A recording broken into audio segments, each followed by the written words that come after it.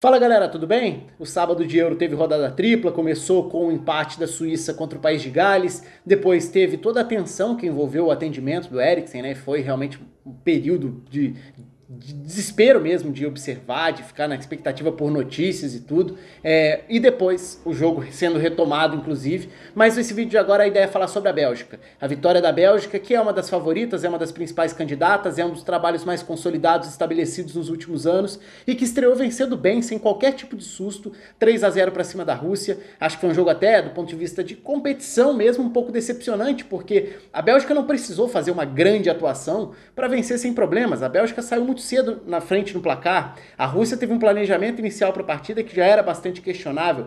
O Cherchezov, quando a gente fala da seleção da Rússia, é um treinador que, desde quando a gente pensa na Copa do Mundo, a gente olha para uma Rússia que alterna peças e sistemas. Então não chega a ser uma surpresa que a Rússia não seja vista como uma seleção de um desenho, de um sistema, de um mecanismo muito bem definido, porque essa indefinição faz parte da condução do trabalho. Questionável, mais questionável ou menos, por uma falta de uma certa continuidade para alguns momentos, por outro lado, pode significar repertório também, são questionamentos válidos. O fato é que me surpreendeu que a Rússia entrasse em campo com linha com 4 diante da Bélgica, e a Bélgica teve muita facilidade para explorar alguns dos seus principais destaques. E olha que ao falar de principais destaques da Bélgica, a gente precisa levar em consideração o peso dos desfalques também, né? Porque a Bélgica não tem, para esse início de Euro, alguns dos seus principais jogadores. Kevin De Bruyne, para citar um, próprio Hazard, né, que a condição dele é bastante questionável, qual vai ser a situação dele, pensando na Euro como um todo, já que vem de 2 anos em que jogou muito pouco no Real Madrid, jogou alguns minutos nessa estreia e até entrou bem.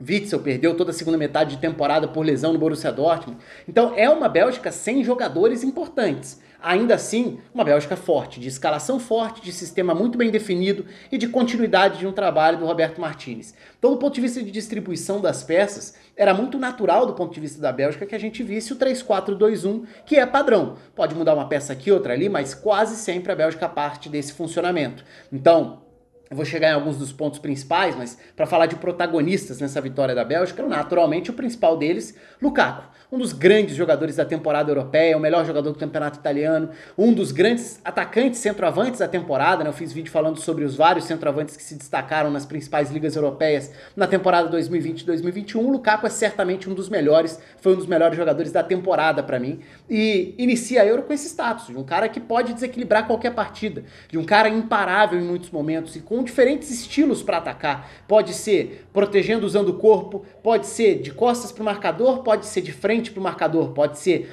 conduzindo a bola, recebendo na frente também, mas botou na frente, botou em velocidade, arrancou com a potência que tem, difícil parar e com uma capacidade de decisão, de definição que tem sido frequente também ao longo de toda a temporada na Inter. Então começa o jogo, a Rússia já bobeia, o Semenov acaba errando feio, ele inclusive uma bola tranquila para a defesa e a Rússia já cedia logo de cara um primeiro gol para a Bélgica. Então muito cedo a Bélgica teve a vantagem no placar e é claro que isso ajuda a dar uma tranquilidade.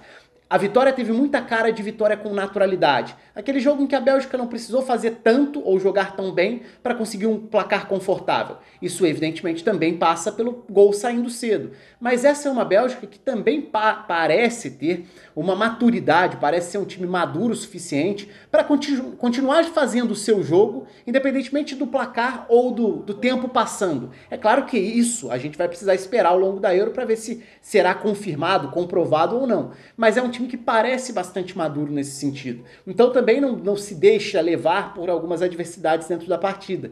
E dentro dessa formação, a Bélgica teve o Castanhe como ala pela direita, que depois sairia machucado, né, depois da pancada na cabeça. O Munier entrou e seria um dos principais nomes também em termos de participação nos gols, né, participando diretamente do segundo e do terceiro. E aliás, o Castanhe já é outro problema, né? Entra nessa lista dos desfalques, tá fora da Euro, já foi descartado para a sequência da competição. E era justamente uma alternativa a mais para os corredores. E na esquerda, justamente pela ausência de algumas das peças da faixa central, dos meias, a Bélgica acabou escalando o Torgan Hazard como ala e o Carrasco como meia. Então o Carrasco formava essa linha avançada dos dois meias, né? Ele e Mertens, e atrás Tielemans e Dendoncker formando a dupla de volantes. com Thorgan Hazard numa ala e Castagne, depois Meunier na outra. O sistema, em termos de funcionamento da Bélgica, bem conhecido. Os dois alas com liberdade, dois alas que atacam bastante, que vão abrir muito o campo, e a Bélgica explora muito essa largura do campo. Em diversos momentos do jogo isso foi muito importante. Então a Bélgica abrindo muito os dois lados do campo, com dois meias que circulam, caem pelos lados, em alguns momentos meias e alas invertem posições. Na esquerda isso era até muito natural, né? Já que o Carrasco também pode jogar como ala, jogou boa parte da temporada no Atlético de Madrid assim. Então ele e Thorgan Hazard alternam posições e na frente, no comando de ataque, o Lukaku. Agora, falei do Lukaku como personagem importante, o cara mais decisivo. O Meunier acabou virando um personagem até improvável, né, vindo do banco e participando dos gols, mas eu destacaria outros dois caras como peças fundamentais nas vantagens geradas pela Bélgica. Tielemans e Alderweireld. Dois dos principais passadores da Bélgica dentro do jogo. E a Rússia, que começa com uma linha com 4, e aí eu volto pro ponto inicial da partida, né? A Rússia inicia a partida com o Barinov e Ozdoev formando essa dupla de volantes, Kuziaev como meia de um lado, Zobnin como meia do outro, Golovin como um meia mais avançado, próximo do Dzюba. E o Dzюba é a principal arma ofensiva da Rússia para essa Euro e não é de agora. O Dzюba é aquele alvo que vai na bola aérea, na bola longa, tentar ganhar numa casquinha, manter o time no campo de ataque, gerar ameaças mesmo que muitas vezes isolado. Conseguiu produzir muito pouco nessa estreia, mas ele é o principal argumento ofensivo de uma Rússia que não teve muito além disso. Então foi uma Rússia com duas linhas com 4 no momento sem bola, não tentando pressionar lá em cima, e sim tentando se posicionar. Só que nessa ideia da Rússia de aproximar as peças das duas linhas de 4, tentar tornar esse espaço mais estreito na faixa central para impedir avanços da Bélgica por ali, a Bélgica conseguia explorar muito bem os lados do campo, com os alas, com os meias que abrem muitas vezes e muito a partir dos zagueiros. Então, se a ideia inicial da Rússia era ter Golovin e Dzюba como uma dupla de frente num 4-4-2 sem bola e esses dois vigiando Dendoncker e Tielemans, isso funcionava até a página 2, porque a Bélgica tinha muita liberdade com os zagueiros pelos lados. Boyata centralizado, Vertonghen na esquerda, Alderweireld na direita. Como a Rússia tinha, em geral, o meia aberto, né? Kuziaev no início, depois acaba saindo, entra o Cheryshev, que depois também seria substituído. No segundo tempo, aí sim a Rússia passa a jogar com uma linha com 5, enfim, né, com 3 zagueiros, que eu acho que encaixaria mais com a ideia de tentar conter a Bélgica. Acho que foi até algo tardio dentro do jogo, mas pensando nessa sequência de avanços da Bélgica, quase sempre o caminho era: a Rússia está montada, duas linhas com 4. A Bélgica vai tentar girar de um lado para o outro para forçar essa linha. Se a Rússia tentava ter jogadores próximos por dentro, a Bélgica abrindo bastante o campo e girando de um lado para o outro, obrigava a Rússia a fazer esse efeito, né? A girar de um lado para o outro toda a marcação. E assim alargar um pouco, ou espaçar mais as peças. Mais espaço entre as peças, mais brecha para entrar passe. E essa era a ideia da Bélgica. Só que mais do que isso, se a Rússia tentaria colocar os seus dois jogadores mais avançados para cercar minimamente as opções de passe para os volantes, ela deixava muita liberdade para os 3 zagueiros da Bélgica, em especial os zagueiros abertos. E esses são zagueiros de passes, zagueiros que sabem jogar conduzindo a bola. Vamos lembrar, o Vertonghen já jogou parte da carreira como lateral, o Alderweireld já jogou como volante, como zagueiro, tem qualidade demais na distribuição do passe, então era muito confortável para que esses jogadores progredissem com a bola. E essas inversões passam a ser muito frequentes. Primeiro, o Alderweireld, por exemplo, vai achar passe na diagonal longa, o Alderweireld vai conduzir a bola até um ponto em que ele supera a primeira dupla de frente da Rússia na marcação e consegue achar o passe para dentro. Então os zagueiros avançam pelos lados e conseguem achar por dentro as opções do Tielemans, do Dendoncker. Então o Tielemans acabou tomando conta do centro do campo e virou o principal nome da distribuição na faixa central, enquanto o Alderweireld, de uma faixa mais recuada e progredindo, avançando, se projetando pela direita, era outro pilar da distribuição. E assim a Bélgica gerou o jogo com muita facilidade. E também, claro, facilitada pelas falhas individuais da Rússia, de uma Rússia que competiu muito mal e que no primeiro tempo cede um gol muito cedo com o erro do Semenov, depois tem a falha do goleiro, é verdade, mas o segundo gol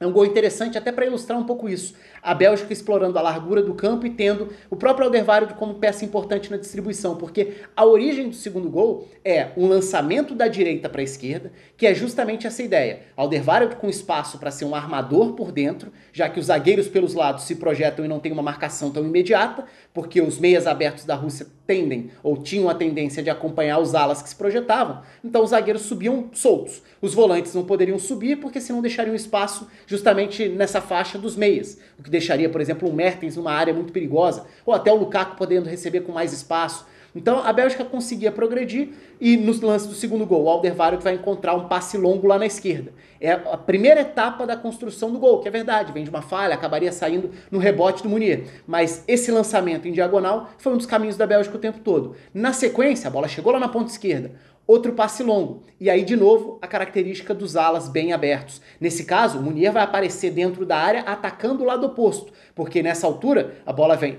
A jogada começou da meia direita para a ponta esquerda, da ponta esquerda para a ponta direita, ainda que seja nesse caso com um rebote do goleiro, né? Então não foi um cruzamento direto para outra ponta, mas era um lançamento para um ala e um rebote para o outro ala dentro da área. E acho que isso acaba simbolizando bastante o que foi o jogo. E depois, no segundo tempo, o gol do Lukaku só mostrando um pouco mais dessa capacidade dele de gerar perigo de diferentes formas. O Meunier consegue uma boa arrancada, passa em profundidade, encontra o Lukaku, e aí o Lukaku arrancando com o campo aberto fica difícil parar mesmo. É uma Bélgica que vence com naturalidade, sem fazer um jogo espetacular, mas tendo das principais estrelas da Bélgica, se a gente for falar quais são as grandes estrelas da Bélgica, De Bruyne, Eden Hazard e Lukaku. São os três grandes nomes dessa geração, os três grandes nomes dessa seleção. A Bélgica só teve um deles como titular, o Eden Hazard entrou na reta final, e nem está no melhor momento. E mesmo só com um deles, a Bélgica venceu sem sustos uma estreia. Acho que isso é relevante. E o Lukaku, que é um dos